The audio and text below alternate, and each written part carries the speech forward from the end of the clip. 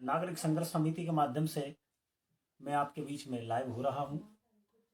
हमने रेलवे संबंधित कुछ समस्याओं को लेकर 21 जून 2023 को रेल मंत्री डीआरएम, एजीएम, जीएम साहब को ज्ञापन सौंपा था, जिसमें हमारी 7 सूत्रीय मांग थी। उन 7 सूत्रीय मांगों में आपको पता होगा, श्रीधाम सुपरफास्ट एक्सप्रेस के स्टॉपेज के लिए हम निरंतर संघर्ष कर रहे थे और दोबारा उस ट्रेन का स्टॉपेज यानी उसे नियमित कराने के लिए हमने प्रमुखता से इस बात को उठाया था और वो पूरी हुई। और साथ ही कुछ 6 समस्याएं और थी जिनको लेकर हमने रेलवे प्रशासन के समक्ष अपनी समस्याओं को रखा था और उन समस्याओं का एक जवाब आया है जो मैं आपके बीच मैं आपको बताने वाला हूं। स्टेशन मास्टर हमारे जो सोहागपुर के हैं, उनके पास डीजीएम साहब का जो लेटर है, उन्होंने मुझे जो अभी रेलवे स्टेशन मास्टर ने दिया है वो मैं आपको बताने वाला हूं। देखिए, हमने कहा था का प्लेटफार्म क्रमांक 2 बहुत नीचा है, जिसके कारण वृद्ध महिलाओं व बच्चों को ट्रेन में उतरने चढ़ने में परेशानियों का सामना करना पड़ता है। कई बार यात्रीगण ट्रेन में चढ़ते उतरते समय दुर्घटना का शिकार हो चुके हैं। तो इसके लिखित में जवाब में आया है कि पिपरिया सब डिविजनल के 3 स्टेशन सालीचौका, सोहागपुर, बागरा तवा के एक प्लेटफार्म मीडियम लेवल हैं, जिन्हें उच्च लेवल बनाने हेतु प्रस्तावित किया जाएगा। स्वीकृत होने के उपरांत अग्रिम कार्रवाई की जाएगी, यानी इस पर प्रस्ताव लिया जाएगा।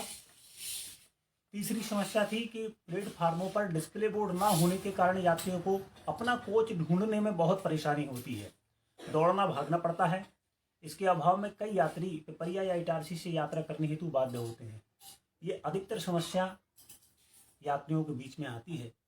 कई महिलाएं रहती हैं जो दौड़ नहीं लगा पाती।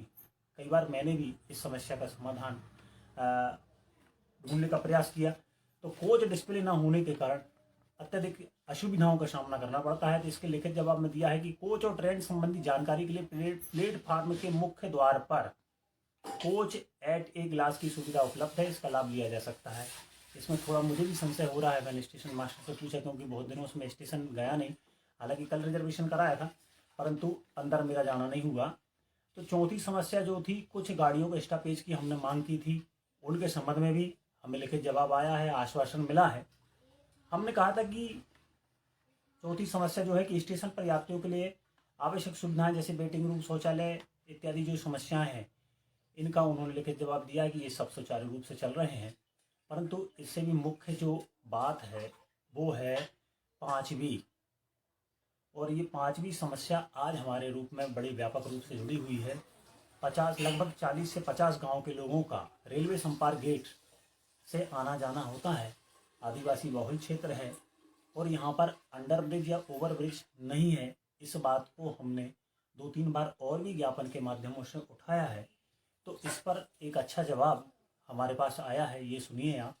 हमने कहा था कि रेलवे फाटक गेट से, यानी जिसे संपर्क गेट कहते हैं, 50 गांव व 2 नगर के प्रमुख वार्डों के लोगों का आवागमन होता है।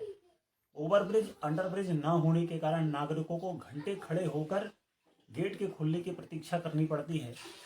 इस कारण रेलवे संपर्क गेट पर ओवरब्रिज अथवा अंडरब्रिज की अत्यंत आवश्यकता है, जिसका निर्माण शीघ्र कराया जाए। तो इसके संबंध में जो डीजीएम साहब ने लिखा है कि ओवरब्रिज, अंडरब्रिज का निर्माण कराए जाने हेतु प्रस्ताव आगामी वर्ष 2024-25 के लिए प्रस्तावित किया जाएगा, यानी 24-25 में ये प्रस्ताव लेंगे और स्वीकृत होने के उपरांत अग्रिम कार्यवाही की जाएगी। तो एक बड़ी सुविधा हम लोगों को इसके माध्यम से मिलेगी। तो जो अंडरब्रिज या ओवरब्रिज का जो प्रस्ताव है वो लेने वाले हैं और उसका शीघ्र ही निर्माण होगा।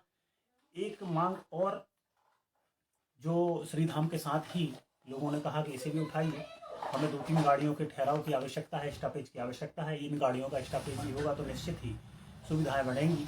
इंटरसिटी एक्सप्रेस और जनशताब्दी, इसका भी हमने उल्लेख किया था कि इन गाड़ियों का भी सोहागपुर रेलवे स्टेशन पर स्टॉपेज होना चाहिए। तो इस संबंध में उनका जवाब आया है कि सोहागपुर रेलवे स्टेशन पर गाड़ी संख्या 120-61, 120-62 जनशताब्दी एक्सप्रेस और 22-187, 22-188 इंटरसिटी एक्सप्रेस के ठहराव का प्रस्ताव अखिल भारतीय समय सारणी 2023 में प्रेषित किया है, जिसकी स्वीकृति प्रतीक्षित है। इन्होंने 2023 में ही इसके ठहराव का प्रस्ताव भेज दिया है, जो अखिल भारतीय समय सारणी में अभी स्वीकृति के लिए प्रतीक्षारत है। मतलब अभी स्वीकृति के लिए जो है पड़ा हुआ है, परंतु उस पर स्वीकृति नहीं मिली है। लेकिन हमें अपेक्षा है कि निश्चित ही इंटरसिटी एक्सप्रेस और जनशताब्दी एक्सप्रेस का स्टॉपेज सोहागपुर में हो सकता है, क्योंकि इस जवाब में यही आया है। एक सातवीं मांग हमने उठाई थी कि हमारा जो अंतर्राष्ट्रीय पर्यटन स्थल मढ़ई है, सोहागपुर से मात्र 17 से 20 किलोमीटर की दूरी पर स्थित है, और इससे इस सोहागपुर के व्यापार में वृद्धि हो सकती है, क्योंकि मढ़ई से लोगों का आना जाना यदि यहाँ से होगा, रेलवे की सुविधाएं जब स्टेशन पर होंगी तो निश्चित ही लोग यहाँ पर उतरेंगे। आपकी जानकारी के लिए बता दूं कि अभी जो विदेशी पर्यटक आते हैं वो सीधा भोपाल में उतरते हैं एयरपोर्ट के माध्यम से और वहाँ से सीधा गाड़ी करके मढ़ई पहुँचते हैं। यदि रेलवे की अत्यधिक सुविधाएं हमारे स्टेशन पर होती तो निश्चित ही ये जो विदेशी पर्यटक हैं और स्वदेशी पर्यटक हैं देशी, ये सारे लोग सोहागपुर स्टेशन पर उतरते तो यहाँ का जो व्यापार है सोहागपुर का, चाहे वो पान वाले हों, चाय वाले हों, नाश्ता वाले हों, होटल वाले हों, व्यापारी हों, सबका व्यवसाय निश्चित ही यहाँ पर बढ़ता। तो इसके लिए हमने कहा था कि आप एक यहाँ पर सुविधाएं बढ़ाते हुए साथ ही एक ऐसा बोर्ड लगाएं जिस पर ये लिखा हो क्या कि प्लेटफार्म पर मढ़ई पर्यटन स्थल के लिए यहाँ उतरिए। ऐसा एक बोर्ड या पत्थर लगाया जाए, जैसा कि पिपरिया स्टेशन पर लगा है कि पचमढ़ी के लिए यहाँ उतरिए। तो इस पर उन्होंने कहा है कि सोहागपुर स्टेशन प्लेटफार्म पर मढ़ई पर्यटन स्थल के लिए यहाँ उतरिए, ऐसा बोर्ड बना दिया जाएगा।